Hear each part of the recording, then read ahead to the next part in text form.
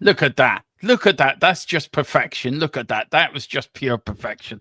Guys, hello and welcome to this brand new channel. Yes, me and Philip are reunited again. Only Fools and Horses, Del Boy and Rodney, or Del Boy or Uncle Albert, whatever you want. But he will keep saying during the war, and I will keep telling him to be quiet.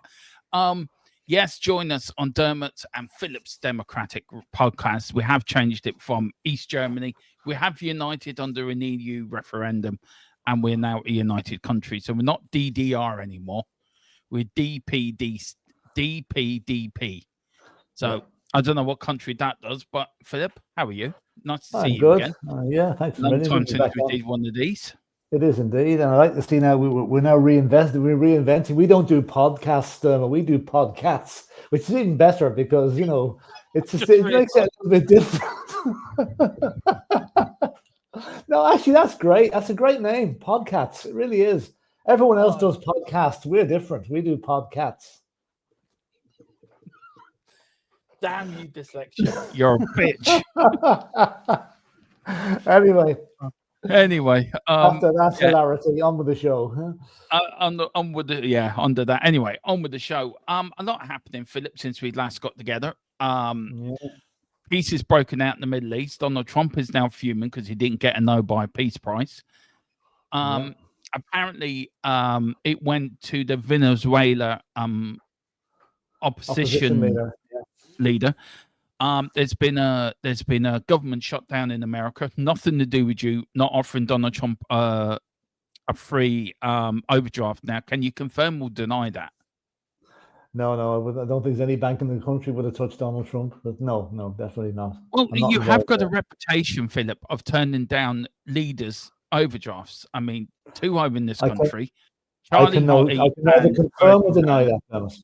I can neither confirm or deny it. Well, I had a source tell me that Donald Trump was in your house 2 days ago trying to talk you into loaning him $20 billion, but you turned him down because he didn't have the right ID with him. So that's when my hamburgers went to. Jesus, I didn't know. All right. No. Where do you want to start? Should we start with the Middle East? I think we have to. Yeah, I think it's the most important thing at the moment. Look, you and me have been on this for the last 2 years. That look, we have made no bones about it. That what happened to Israel on the 7th of October was a horrendous terrorist attack. It should never have happened. Whatever happened before, the failings of their own security services, I think, should have been called into question, and why it was allowed to happen should have been called into question. But the retaliation from Israel onto the people of Gaza has been horrific. Yeah, it's been totally out of context, really. I think let's start with this, Philip. Let's ask like a serious question though. Start on this before we get into the ceasefire and what your mate Trump done and where we lay in the land and that. Should a country be allowed to defend itself? But when does it turn from defense into war crimes, in your opinion?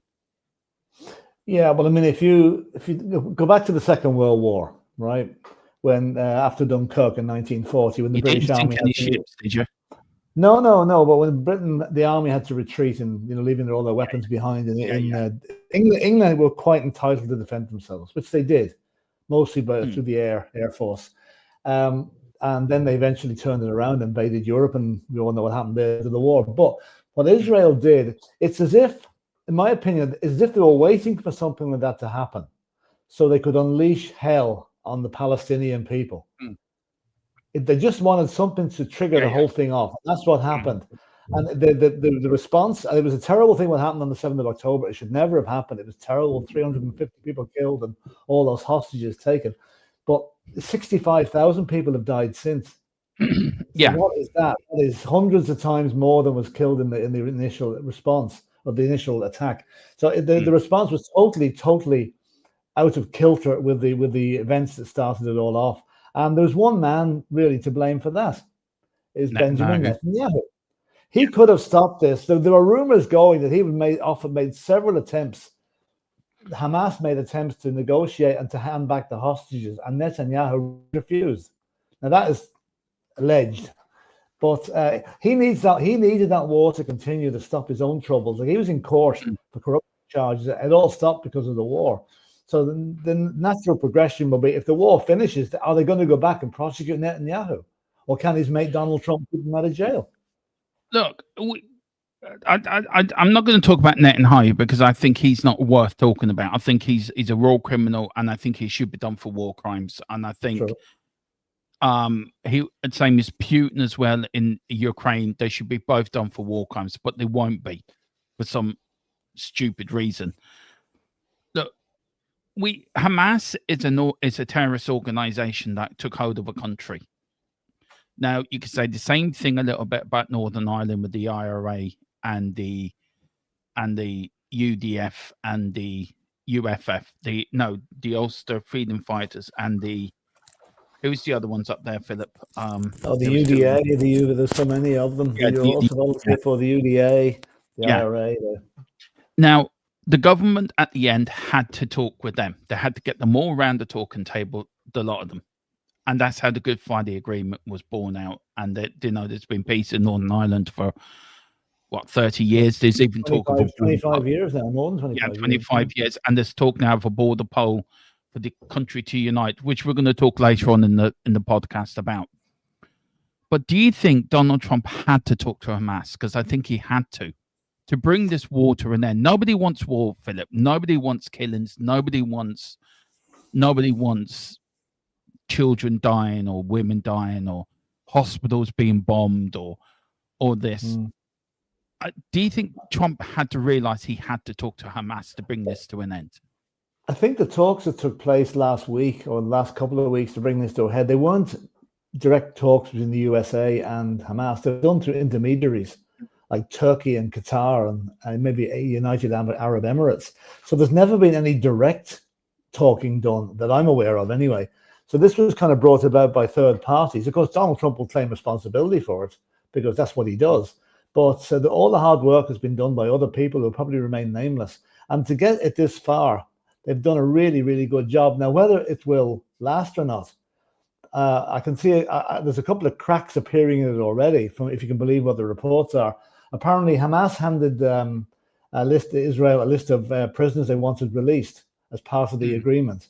The swapping of returning hostages and letting prisoners go. And apparently a lot of the names on that list were not let go. So is that going to cause a problem? We've also got a problem too that I think, Dermot, you mentioned earlier, Hamas don't want to give up their arms. So that could cause a problem. Yeah, well, I'm trying to find what they said. It says here, a senior Hamas official has thanked Donald Trump for his role in securing the peace deal with Hamas. In an exclusive interview with senior Hamas official Dr. Basmin Neem also warned that the former UK Prime Minister Tony Blair would not be welcome in any post-war role for Gaza. He went on to say the ceasefire would not have been possible without Trump, but insists he needed to continue to apply the pressure to Israel to stick to the agreement. He went on again in the interview, without the personal interference of President Trump, in this case, I don't think we would have happened to reach the end of the war. I'm trying to find, but the first up in that, Tony Blair, were you surprised he got involved in that? Because don't forget, he was the one that started the Iraq war in 2003 with Afghanistan and Iraq, opened up the can of worms in Iraq, to be fair, for a decade long, I don't know, would you call it civil war? Are you surprised he's been brought in? Because I think that's just adding fuel to the fire for many Muslims in the Middle East at the moment. I think it'd be a disaster to get Tony Blair involved. I don't think that comment you passed there, that from the head of Hamas, that they don't want him involved. They're quite right not to want him involved. I don't know who thought of putting his name in, but they obviously don't know their history. Yeah, here we go. This is it. He said, our weapons are going to be handed over only to the hands of Palestinian state. Our fighters can be integrated into the Palestinian National Army. That is what he said. Yeah, that's kind of, that's 50-50, isn't it? They're giving up the weapons, but they're handing it to people who could use them for the same purpose. Yeah. Well, look, we know there should be a Palestinian state. Palestinians should have the right to self-determination, should have their own state, Philip. We fought for it long enough here in Ireland to become an independent country. So we should know of anyone what it's like to fight for your freedom. But the problem I have with it all is, for the years and decades, Israel has been taking land of the Palestinian people. Yeah. And they've taken over land. So what happens to that land then? That land just stays in Israeli hands, does it? Or is there a new border that gets pushed across? What happens? Because something has to balance out at the end of the day, that Israel have to give something up here. I don't think they will. The plan Israel has, if you've seen it on TV recently, do you know what the settlements are kind of to the east of Jerusalem, right? Yeah. They want to move those settlements west until they end up in Jerusalem. So they haven't any intention of giving up that land. In fact, they want to take out a lot more land, which will mean Palestinian houses being demolished, if they haven't been already during the conflict. So Israel are on they will nothing is further from their mind as a two-party state, or a two-state region. They want it to be Israel only, and they do not want Palestine to get anything. And that's why while it's good to see a ceasefire, and I just feel the long term, the distrust and the hatred goes too deep for this to last too long, in my opinion. I hope it doesn't, but I have a feeling we could be back at this in 6 months' time. Yeah, I do. But look, we will keep you up to date in this, guys. The more news that comes out, any breaking news, me and Philip bring to you first, of course, on here. So do watch out for that. Look, I'm glad the war's ended. I'm glad the war's coming to an end. Let's get that right. Yeah. But I think there's a long way to go. But we will get back. It's a very touchy subject to go ahead to talk about, isn't it? Is. Well, people will. Yeah, go on. There was a very touching scene on the news at 6 o'clock this evening where it showed people pouring back into the area that they were displaced from over the last 2 years, probably knowing that all that's left of the house is a pile of bricks. You know, it's so sad. And there's thousands of them walking back. To be fair, if you're trying to be balanced, to be fair, it is right that the hostages go home, dead or alive. At least the families that have passed can lay their relatives to rest. Yeah. And also let the Palestinian people also put to rest their relatives that they've lost, and let everyone grieve and try to build a better what would you call it? A better understanding, of each other. I think, as I said there before, Dermot, the distrust and the hatred goes so deep here, and has gone deep for decades. You say that the hatred and the distrust between the Catholics and the Protestants in Northern Ireland, you could have said the same in the heights of the Troubles. That's true. Oh, yeah, absolutely. Yeah, absolutely. It's still there in certain areas. Yeah. It just doesn't manifest itself as like it used to with violence. That actually brings me on to, well, before we get on to that, I do want your response to this. The Nobel Peace Prize was handed out today. Now, we're going to try to be diplomatic as we possibly well can. I'm going to say damn all on it. I'm going to this is Philip Brady's baby. I'm going to let him rock and roll with it. So, Philip, you woke up this morning, you looked at the news, and you saw the Venezuela opposition leader has been given the Nobel Peace Prize. Sorry, you're Donald Trump, and you've woken up in the White House. You've seen this on your news. Mr. President, you haven't won the Nobel Peace Prize. Even you have to be nominated January past to get a chance with it. So, what was your thought when you saw that? What's your reaction? Well, I think Donald's reaction was probably to throw the tomato ketchup at the wall from his McDonald's hamburger last night. But, you know, I mean, there was no way Trump was going to win this. Now, maybe next year he might, depending on how things go in the Middle East. But you have to be nominated by the 31st of January. He only took office on the 20th of January. And left him 11 days to win the Nobel Peace Prize, which is never going to happen. But he kept on asking for it. And that's the point that I think, okay, the people can lobby for prizes by writing in letters and recommending people. But to go on TV and brazenly say, I should have a Nobel Peace Prize, it's unheard of. It's unprecedented. And if I have to take a shot at it, I would say, well, possibly disqualify him from ever getting one, even if he solved every conflict on Earth, because he's blotted his copybook. The guy that presented the prize this morning made a very telling point. He says the winner of the Nobel Prize has to meet the aspirations of Alfred Nobel, right? And must have courage and integrity. Now, a lot of people have taken that to say that Marina Machado has courage and integrity, but a certain other candidate may not have as much of that as maybe he thinks he has. There's going to be a fierce, the MAGA crowd now are going to be absolutely disgusted by this. And, but in reality, it was never, ever, ever going to happen. Never. Yeah, I don't think it was. I don't think it ever will. I'm going to keep it very, very normal and uncontroversial, and that's all I'm going to say on the matter. To be fair, that's not what you said behind the screens, to be honest. And I'm sort of sitting there saying, "Please don't say it, Philip. Please don't say it." I don't want to get us taken off after our first show.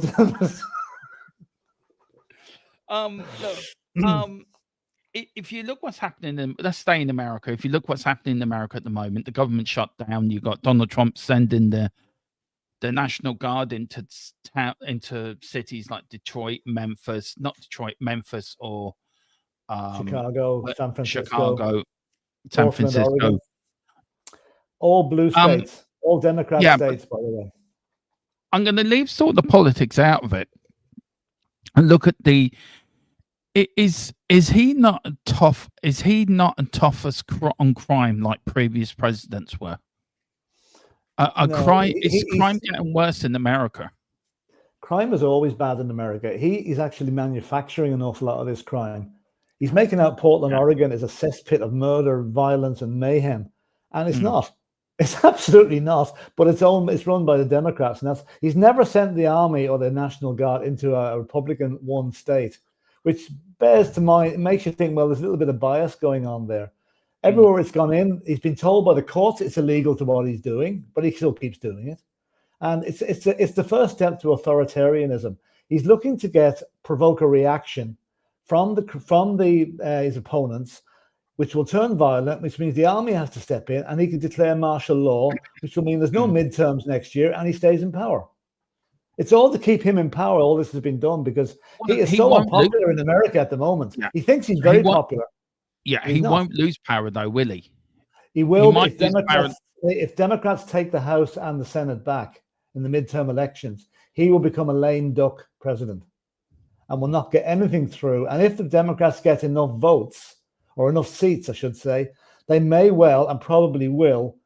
They will certainly try to impeach the Attorney General, who is more or less Donald Trump, Pam Bondi. She's more or less Donald Trump's personal attorney at the minute, for prosecuting his political opponents, which is unheard of in America. Just because you don't like someone, you don't prosecute them.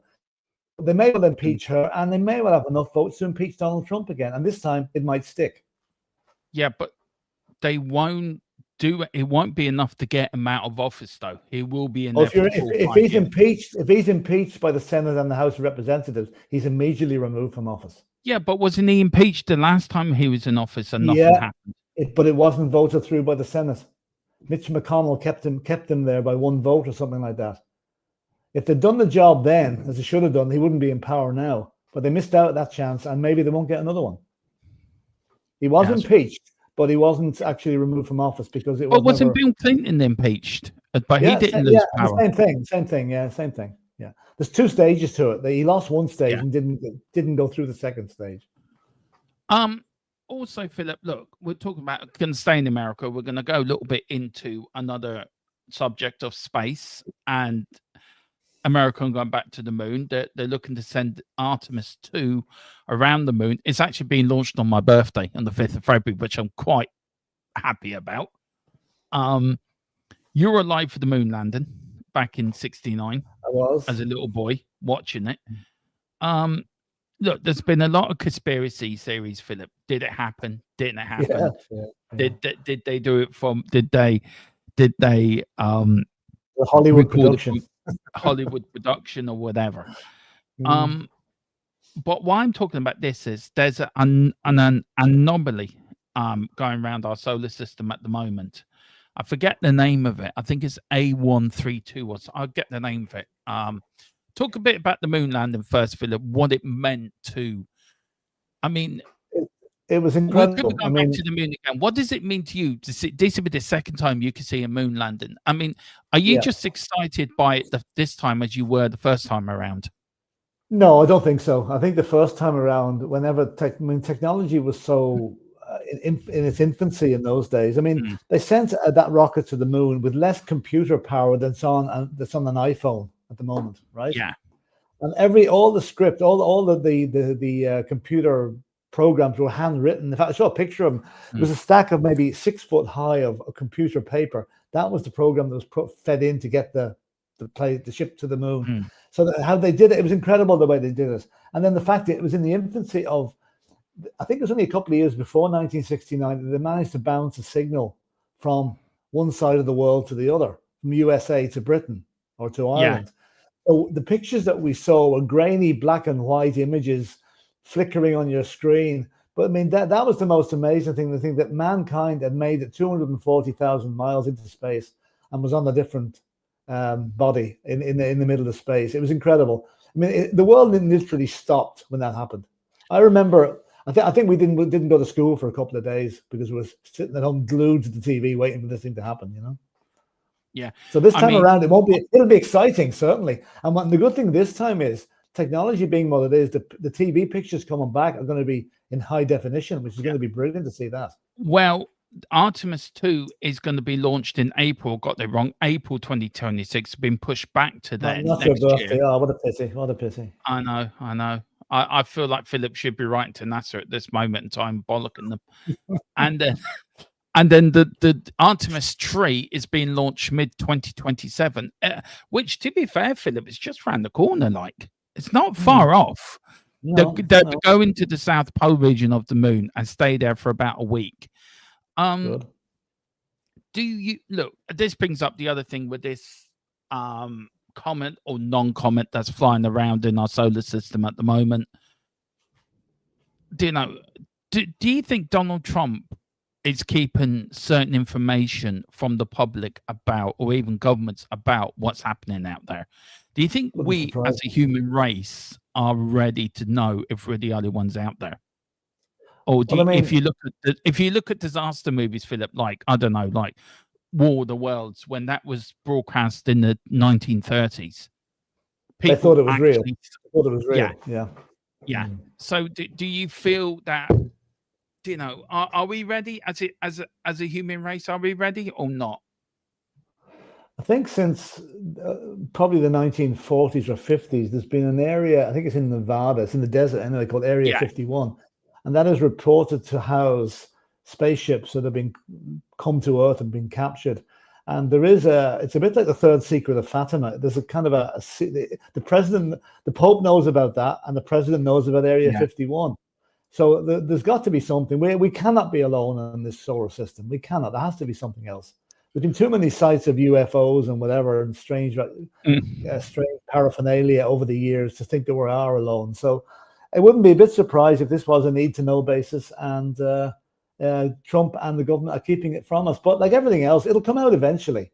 Whenever, because technology being what it is now, it's very hard to hide anything because your cameras are everywhere. So you know. We'll see. It'd be some crack when that happens. It'd be great to do a stream that night when we do go around the moon next year, or the moon landing. Do it live on YouTube when they're doing it. I think that would be. I think that would be fantastic. Look, that's enough about anything in the world you want to talk about, Philip. Anything before we move on to homegrown politics? I think the Ukraine is grinding on, and Russia did a huge attack on Ukraine again last night, featuring going for the power stations and the grid. And Zelensky is now looking for help from Europe again. So, I think the story of Ukraine have been very cute. They're actually decimating the Russian electrical industry with drone attacks and whatever. But it seems to be going into a sort of a mud bath stalemate now, going into the winter. So. Someone needs to make the big push to get this over. But Russia are losing men hand over fist, and how long can they continue to do that? You know. But then again, they've no concern for human life. They never had. Second World War bears that out, like the Stalingrad. Stalingrad bears that out big time. But look, I that's another war that should be stopped. But I don't think that's going to be as easy to stop as many people think it is. To be fair, Philip, we had a budget in Ireland this week. I'm sure everyone in Ireland that has watched or will watch this podcast will know it wasn't a great budget, Philip. To be fair, it was okay if you were a builder, owner of McDonald's, or hairdresser, man that sells petrol. I think that was a great budget for you, but for the ordinary working people, people on disabilities, people on low incomes, people on social welfare, and I don't know what, I'm sick of this narrative. People that are on disability and carers. I'm on disability. I can't work. Do you know? So, yeah. Or you've got people on Mrs. Tron, is my carer who looks after me, and there's plenty of carers out there, and we get stuck with this same fucking thing. Oh, you get everything given to you. We get too many immigrants coming into the country. They get everything. Half the news is a load of bullshit. So if you look at the budget, there was nothing for us. But if you look at it for builders, for big manufacturers and the petrol people, there was plenty for them. So was this a return to norm for Fine Gael, and did Fianna Fáil get roped into it, or do you think it's back to form for the pair of them? Well, it's a 50-50 budget. They both have a spokesman giving the budget, one of each from each party, and it was a nothing budget. It really was. Everyone, they reckon people are going to be about €500 a year worse off regarding tax-wise. There was no tax breaks, which is the first time in, I think, 4 or 5 years that hasn't happened. There is very little for anybody. The one thing about the petrol, you mentioned petrol, Dermot, that isn't really an issue. That 2.25 cents or 2.5 cents that went onto a litre, that's a carbon tax that the Green Party brought in. So that's not really benefiting the public or the petrol retailers. But who will benefit from them is the likes of publicans, cafe owners, and whatever. Now, in all fairness, the VAT rate being reduced by 4.5%, that people may not even think about that's going to reduce prices. It's not. That is to offset the extra costs of electricity and what have you. The minimum wage went up 65 cents an hour. So that's to cover that. The one good thing they have done, they stipulated that hotels do not get it. Because I think some of the price gouging that went on with hotels, like all the hotels, all there has to be is a concert in the Three Arena or Croke Park or somewhere, and hotel prices in Dublin especially triple overnight. So they do not deserve to get that VAT rate reduced. No. Where they will get it reduced is the bar in the hotel will probably reclaim it, but not the accommodation part of it, No, it's a very disappointing budget. Practically hardly worth having, really, for all that went on in it. It's just... Look, the people and social welfare got a €10 rise. We've got the Christmas bonus for pensioners. You got a 10. You're on the pension yourself, so you got a €10 rise. Anyone that claims fuel allowance, that's a €5 extra. But I suppose if you do that over a month, €5 every week over a month, what you're looking at? It's gone up to 38 a week now. €38 a week. So 140.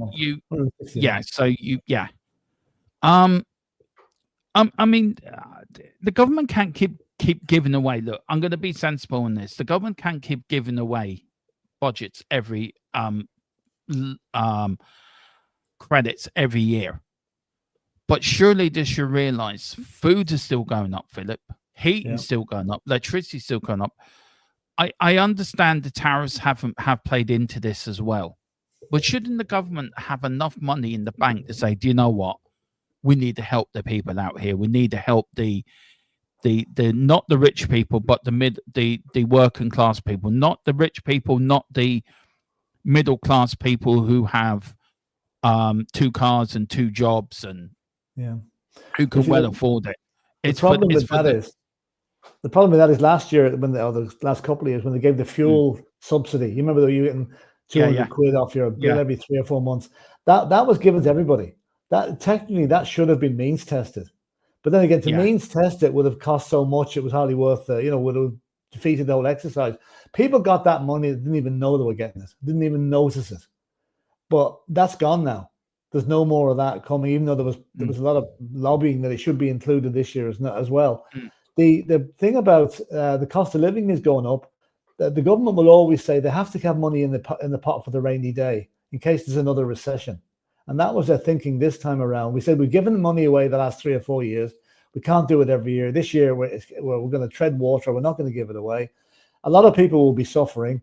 The likes of builders will be laughing all the way to the bank because they have been now given a chance to make even more profits on their developments. I know we need extra apartments and we need houses and whatever. But I was just thinking there. I was on the train to Dublin the other day, and I came into a place called Ashtown, and I've never seen so many apartments being built in one area. To me, it looked like this is the new Ballymun of 20 years down the road. They're building them far too close together and far too small.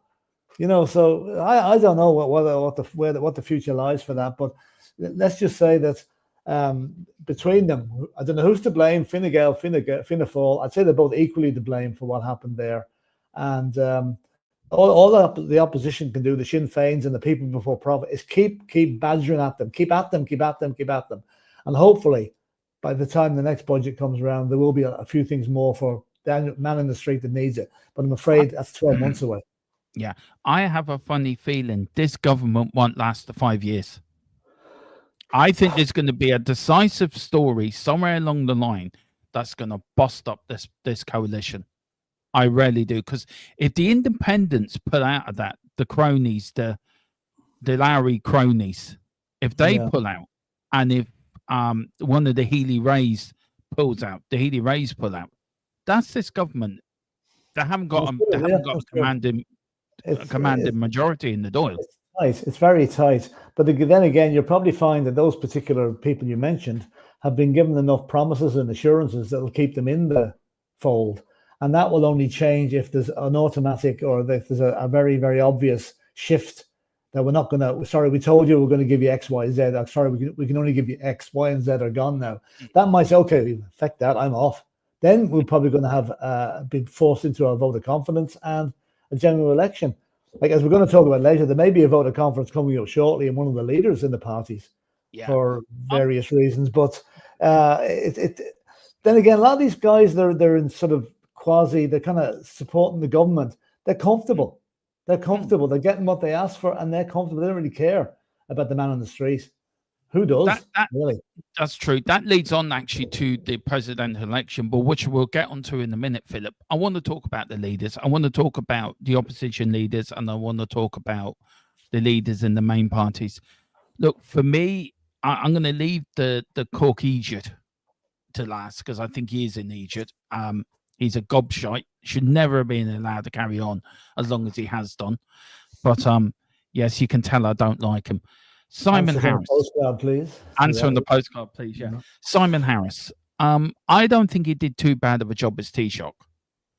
But do you think that man's heading for a heart attack somewhere along the line? I worry about him. And if you look at a picture of Simon Harris 5 years ago and look at him now, like I do know he has health issues.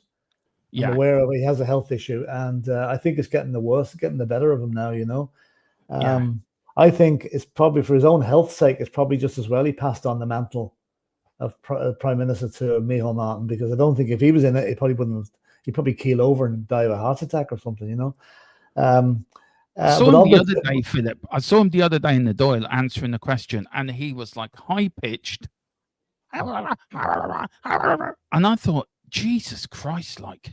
Yeah. Do you know? That being said, though, you have to take exception. His family puts through an awful lot of threats of physical violence there recently, and you cannot condone that no matter what your politics are. No, I don't condone that. And I don't I feel sorry for him there. He's only got a young family, but whether again, hang on. You look at the parties sorry, go on. You look at the part. Who else would there be want to take on that job? I mean, it's a horrendous job being leader of a party, especially when you're in government, and you've got the weight of the world on your shoulders. So, and we're going to get on to talk about Micheál Martin, but the caption there about the Jim Gavin thing, I think that showed a distinct lack of cop on they had a candidate in Billy Kelleher, who is a proven politician. He's experienced in Europe and in the Senate and all over the place. Years of experience how to deal with people. And when it came to a vote, the whip was used, and the Fianna Fáil members were told to vote for Jim Gavin. Now, I know 29 of them voted for Billy Kelleher. I think Gavin got 41 votes or something like that. But that has now proved to be an absolute farce of a disaster, because did they tell the man that he was going to be subjected to this forensic examination of anything he's done over the last 20 years? Because that's what happens when you're in public office like this. He was obviously not warned, because this thing about the rents not being paid back to the tenant, that was being kicked around the news, the Sunday World, for the last number of years. Like, I heard a story too that the journalist involved, every year at All Ireland Final Day, when Dublin were in the finals, he'd be slagged when he got back to work. And I said, well, did you see your mate Jim at the match? Did he pay you back? There's a public knowledge that money was owing, and they should have known it was going to be used against them. Now, there is allegations, there was other things coming down the track as well, allegations of a more personal nature, which I won't go into. But they think that Jim Gavin got out before they actually hit the headlines, which they know that would have done had he ridden the storm over the 3,300, which he paid back today, by the way. It's just so word of that later on. So poor Jim is away with his tail between his legs now, really. Yeah. Sorry, I had the guards at the door. Sorry about that. Oh, good. You haven't been arrested yet anyway, no? No, I haven't, no. No. That's all right. You're charming. Do you know that? You're really charming. Yeah, absolutely charming. No, how are you? Are you okay? No, have they arrested you yet? Seriously? Well, obviously not. You're still here. Obviously not. No, I would be talking about it. Look, with Jim Gavin. Look, I think it was a disaster to start off with. Philip should never have got him involved in it. He's not politically minded, though he was part of the defense force and whatever, and it looks good. All these accomplishments looks great, looks brilliant. It should never have got him involved. So I think that was Micheál Martin's own fault for doing it. Oh, he pushed him. He was his baby. Pushed him. Yeah. It was his baby. Now, I think this is the last straw for many people in the Fianna Fáil party that want Martin out of the job. Want Martin out. They called him. There's people going around calling him a dictator. A dictator of anything that happens in the party, he has to happen on his watch.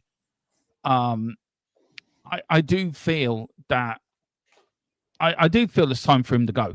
So on that sort of questioning, Philip, does he have to resign? Should he resign? Should he now step down? Because this is one disaster too often, too many now. And is he becoming a bit of a dictator within the Fianna Fáil party?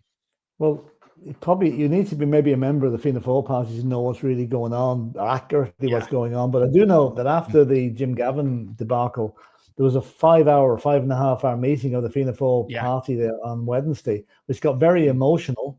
And I'm aware of now that some of the more veteran Fianna Fáil politicians, like Pat the Cope Gallagher, like I know Pat from my time living in Donegal. Pat's a very fair-minded man. He would not, he'd be very, very even-handed. He criticised Micheál Martin to the last degree at that meeting over his handling of the Gavin affair. Other people have done, ex-TDs I've seen have come out and have done the same.